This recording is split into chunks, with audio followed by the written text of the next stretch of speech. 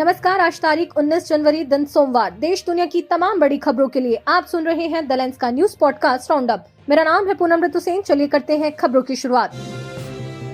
Spain में कल रात एक भयानक ट्रेन हादसा हुआ जिसमें दो हाई स्पीड ट्रेनों की जोरदार टक्कर से कम 39 लोगों की मौत हो गई और 200 से अधिक लोग घायल हुए हैं। कार्डोबा प्रांत के एडमुज इलाके में हुए इस हादसे में मलागा से मैड्रिड जा रही ट्रेन के कुछ डिब्बे पटरी से उतरकर दूसरी पटरी पर चली गई और मैड्रिड से युएल्वा जा रही ट्रेन से टकरा गई। दोनों ट्रेनों में कुल करीब 500 यात्री सवार थे और टक्कर इतनी भीषण थी कि कई डिब्बे पटरी से उतर गए और एक डिब्बा 4 मीटर नीचे ढलान पर लुढ़क गया। मौतों की संख्या फिलहाल बढ़ सकती है क्योंकि बचाव कार्य अभी भी जारी है और कई घायलों की हालत गंभीर बताई जा रही है। स्पेन की सेना, फायर ब्रिगेड और रेड क्रॉस की टीमें रात भर रेस्क्यू ऑपरेशन में जुटी रही। प्रधानमंत्री पेड्रो सांचेज ने गहरा दुख जताया है, जबकि परिवहन मंत्री ने कहा है कि ट्रैक हाल ही में ठीक किया गया था।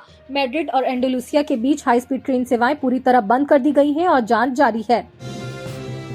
इधर दिल्ली हाईकोर्ट ने उन्नाव रेप पीड़िता के पिता की कस्टडी में मौत के मामले में भाजपा के पूर्व विधायक कुलदीप सिंह सेंगर की 10 साल की सजा को सस्पेंड करने की याचिका खारिज कर दी है। जस्टिस रविंदर डुडेजा की बेंच ने कहा है कि सेंगर ने कुल 10 साल की सजा में से लगभग 7.5 साल जेल में बिताए हैं, लेकिन अपील पर फैसला में देरी कुछ हद तक उनकी खुद की वजह से हुई क्योंकि उन्होंने कई एप्लीकेशन दाखिल की थी।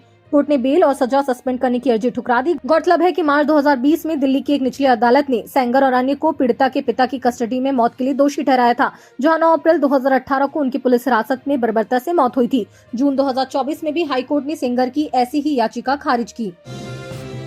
वाराणसी के प्रसिद्ध मणिकर्णिका घाट पर सोमवार को अहिल्याबाई होलकर की प्रतिमा को नुकसान पहुंचाए जाने की सूचना पर पाल समाज के लोगों ने बड़े पैमाने पर विरोध प्रदर्शन किया। नारेबाजी और उग्र भीड़ के कारण मौके पर तनाव बढ़ गया, जिसके बाद पुलिस को हल्का लाठीचार्ज करना पड़ा और स्थिति को नियंत्रित किया गया।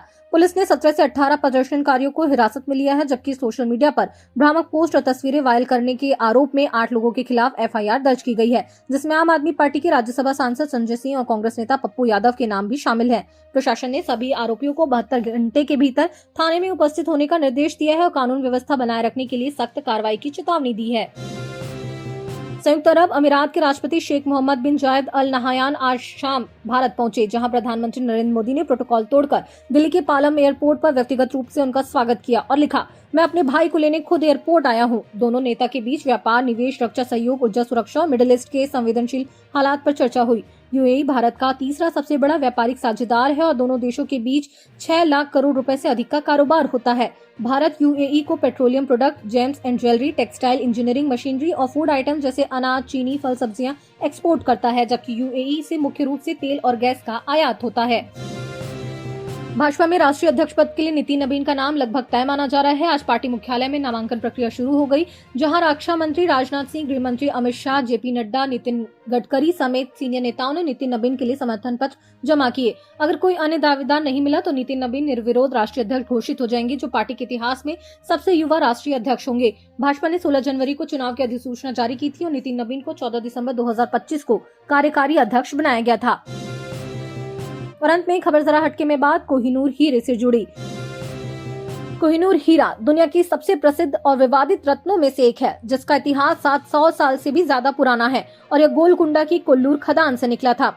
अलाउद्दीन खिलजी से लेकर मुगलों, नादिर शाह, अफगान दुर्रानी और महाराजा रणजीत सिंह तक कई साम्राज्यों के हाथों से गुजरने के बाद 1849 में दूसरे आंग्ल सिख युद्ध में ब्रिटिश ईस्ट इंडिया कंपनी ने इसे महाराजा दलीप सिंह से जबरन लिया और आज यह ब्रिटिश क्राउन ज्वेल्स का हिस्सा बनकर लंदन के टावर में शाही ताज में जड़ा हुआ है। विशेषज्ञों के अनुसार इसकी अनुमानित कीमत 1 से 6 बिलियन डॉलर यानी भारतीय मुद्रा में 8,000 करोड़ से 50,000 करोड़ रुपए तक मानी जाती है, जो इतनी है कि जिससे करीब 1600 किलो सोना या 13 बुर्ज खलीफा जैसी इमारतें बनाई जा सकती हैं।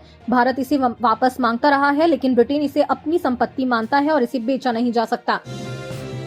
आज के लिए बस इतना ही। कल फिर मिलते हैं नई खबरों के साथ। खबरों को विस्तार से पढ़ने के लिए विजिट करिए हमारी वेबसाइट thelens.in। यूट्यूब के अलावा हमारे पेज को फेसबुक, इंस्टाग्राम और एक्स पर भी फॉलो करें। शुक्रिया।